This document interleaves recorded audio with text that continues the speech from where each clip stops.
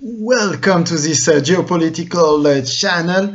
So I just to remind to all my viewers that you can subscribe to this channel, like that you can get the latest notification. Also, you can, if you like my video, you can click on like that. You can also get the latest the notification that from videos that I'm producing. So today we will talk about Iraq and the ongoing demonstration. So since 1st of October, so demonstrations have occurred in Iraq, and we can talk about major demonstration because they take place in most cities in Iraq, and especially in southern Iraq. So we can raise the question why southern Iraq is most affected by those demonstrations than the rest of Iraq, due to the fact that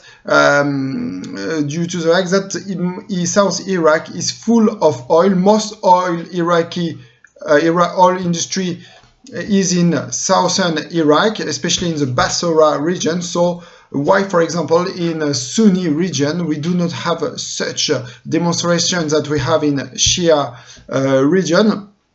So we can say, we can answer to this question by the fact that first of all the oil industry is employing mostly foreign workforces, due to the fact that it's not the oil industry is led by foreign companies like Gazprom or Lukoil, so Russian companies, and those Russian companies or American companies like also ExxonMobil, which is also present in Iraq, do not employ Iraqi workforces, which evidently creates some frustration among the Iraqi youth, and also create a lot of environmental damage for farmers around the city, because all the soil is now polluting by this oil industry. And also the third cause is this southern region of Iraq is also affected by, we can call, a climate crisis. We have a continuing drought in Iraq since years, with a very hot summer since years. It's probably one of the hottest region on earth, this southern Iraq, with days of temperature which reach 50 degrees Celsius.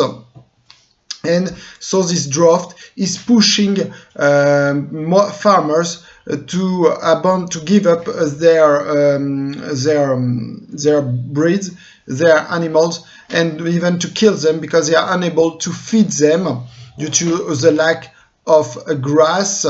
So all this situation, all those factors, so the fact that the Iraqi is facing unemployment, the fact that you have a continuing drought, lack of electricity also, due to the fact that the electricity that Iraqi are using is imported from Iraq.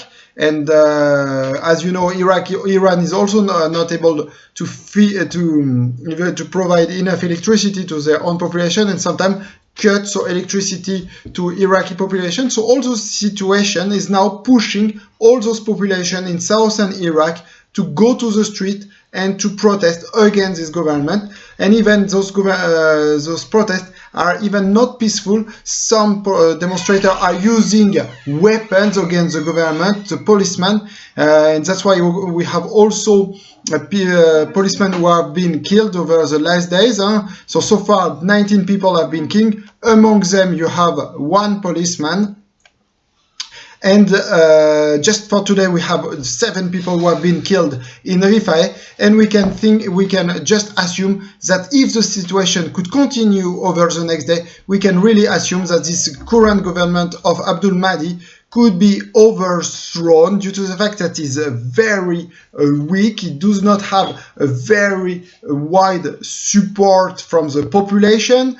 You have to keep in mind that the major parties who won the latest election in Iraq last year have been the religious party. The first party was the party from Muqtada al-Sadr, and the second party was Hasham al-Shabi, and now we can think that both parties could take advantage of the unstable situation to just to take power, to overthrow, maybe we can say like that, the current secular government. And so we can think that maybe we can assume that this situation is maybe close to the one who prevailed in Iran in 1979, where people wanted to change the government from a secular one to religious one. And that's why maybe we are very close to an Iranian situation, and that's why we will follow up those demonstrations over the next days on this channel. We will keep you posted about the latest development in Iraq.